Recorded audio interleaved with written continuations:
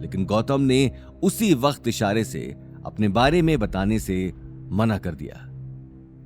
वक्त आने पर आपको सब पता चल जाएगा, अभी मैं आपको कुछ नहीं बता सकता, अभी मुझे चलना चाहिए। ये बात कहते ही मुंशी जी तुरंत वहां से निकल गए। अवनी एक पल के लिए खामोश खड़ी थी। आज उसके सामने एक ऐसा सच था जिसे वो आसानी से एक्सेप्ट नहीं कर पा रही थी, लेकिन अगले 1 साल बाद इसी सच्चाई से उसका सामना होने वाला था। अवनी को इस बात का ख्याल आते ही मुंशी जी को रोकने के लिए वो गेट से बाहर जाने लगी। लेकिन बिना आपके हुक्म के बारे में जाने मैं ये नेकलेस नहीं ले सकती।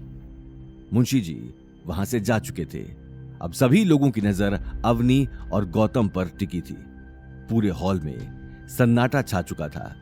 उसी वक्त गौतम ने सन्नाटे को तोड़ते हुए कहा, अवनी, मैंने कहा था कि मैंने नेकलेस नहीं चुराया। गौतम की आवाज सुनते ही अवनी को अपनी गलती का एहसास हो गया, लेकिन वहीं दूसरी तरफ गायत्री देवी को बहुत बड़ी अपॉर्चुनिटी सामने नजर आ रही थी।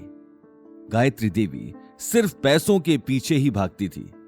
उम्र बढ़ने के साथ साथ उसके दिमाग में पैसों का भूत बढ़ता जा रहा था, और अब तो अवनी जैसा बहुत बड़ा बैंक उसके सामने था, जिस पर जोधपुर का शाही परिवार दिल लुटा बैठा था। ये बात सोचते ही उसके दिल में अवनी के लिए अपना नजरिया चेंज हो गया, और उन्होंने प्यार से अवनी के कंधे पर हाथ रखा। अवनी, तुमने कभी मुझसे इस बात का जिक्र नहीं किया कि तुम इतने बड़े परिवार को जानती हो, और तो और दादी सा आपको गलतफहमी हुई है। मुझे खुद इस बात का कुछ अंदाजा नहीं है। बस अब कितना छुपाओगी? सच कहूँ तो गलती मेरी ही है। मैंने कभी तुमसे अच्छे से बात नहीं की, हमेशा तुम्हें डांटा। बेटा, मुझे माफ कर दो, लेकिन इस तरह अपनी दादी सा से कुछ छुपाओ तो मत। अचानक गायत्री देवी का बदला हुआ रूप देखकर शनाया का चेहरा गुस्से में तमतमा गया। वहीं गीता और अनिल हैरान रह गए और एक दूसरे को देखने लगे। एक ही झटके में पार्टी में आए हुए लोगों की नजरों में अवनी के लिए इज्जत बढ़ गई, और गीता ये मौका हाथ से नहीं जाने देने वाली थी। लेकिन इससे पहले कि गीता आगे कुछ बोलती, अवनी ने कहा, दादी सा, अब मैं कैसे समझाऊं कि मैं... ठीक है अवनी बेटा, अब अपने दिमाग पर इतना जोर मत डाल। मासा, अब अवनी की उम्र ही क्या है, और ऊपर से मेरी बेटी मेरी तरह ही इतनी ब्यूटीफुल भी है। हो सकता है अवनी ने जोधपुर के छोटे हुकुम को नहीं देखा हो, लेकिन उनकी नजर तो मेरी बेटी के ऊपर पड़ गई है। ये बात कहते हुए गीता गायत्री देवी को देखने लगी। अवनी बेटा, देख, तकदीर खुद तेरे पास आई है, इसीलिए आज मेरी बात को मत टालना। तू प्लीज इस गौतम को डिवोर्स दे दे, और जोधपुर के छोटे हुकुम, जिंदगी में पहली बार तुम्हारी माँ ने कोई ढंग की बात की है। मेरा भी यही कहना है कि जितनी जल्दी हो सके इस गौतम को तलाक दो। वैसे भी जब से तुम्हारी इससे शादी हुई है तब से... गायत्री देवी गौतम के पास आकर उसकी आंखों में देखने लगी। अवनी अब गौतम के खिलाफ नहीं सुन सकती थी।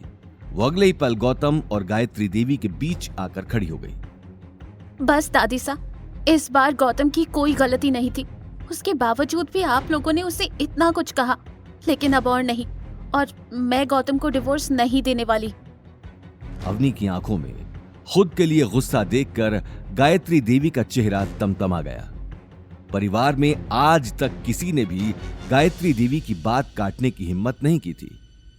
तुम जैसी बित्ते भर की लड़की की इतनी हिम्मत कि तुमने मेरी बात बीच में काटी। मैंने सोचा तुम्हारे अंदर थोड़ी सी तो अकल बची होगी, लेकिन तुम्हारा दिमाग भी तुम्हारे बाप की तरह बिल्कुल खाली है। अरे, जब अपने पति की इतनी ही पड़ी है तो फिर शादी के बाद अपने पीछे आशिक क्यों लगा रखे हैं? बाहर चक्कर चलाने से पहले कम से कम अपने पीछे लगे नाम का तो ख्याल कर लेती। कम से कम हमारी इज्जत तो बची रहती। एक के बाद एक गायत्री देवी ने बंदूक की गोली की तरह कड़वी बातें बरसाना शुरू कर दिया। अवनी की आंखों की कोर गीली हो चुकी थी। गौतम अवनी को इस हालत में नहीं देख पा रहा था, साथ ही अनिल और गीता को भी। इन बातों से बहुत बड़ा धक्का लग चुका था।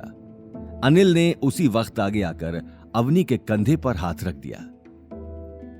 मासा, बहुत हुआ, इससे ज्यादा मैं नहीं सुन सकता। अगर हम आपकी नजरों में इतने ही अखरते हैं तो हमें यहां होना ही नहीं चाहिए। ये बात कहते हुए अनिल और गीता अवनी को लेकर वहां से निकल गए। गौतम भी बिना कुछ कहे उनके पीछे चला गया। उन्हें जाते हुए देखकर गायत्री देवी की आंखें अंगारों की तरह लाल हो गईं। निकल जाओ यहाँ से और दोबारा इस घर में आने की सोचना भी मत। आगे की कहानी जानने के लिए देखिए अगला एपिसोड सिर्फ पॉकेट एफएम के यूट्यूब चैनल पर और रॉयल वारिस के सारे एपिसोड्स को सुनने के लिए डिस्क्रिप्शन में दी लिंक से डाउनलोड करें पॉकेट एफएम ऐप।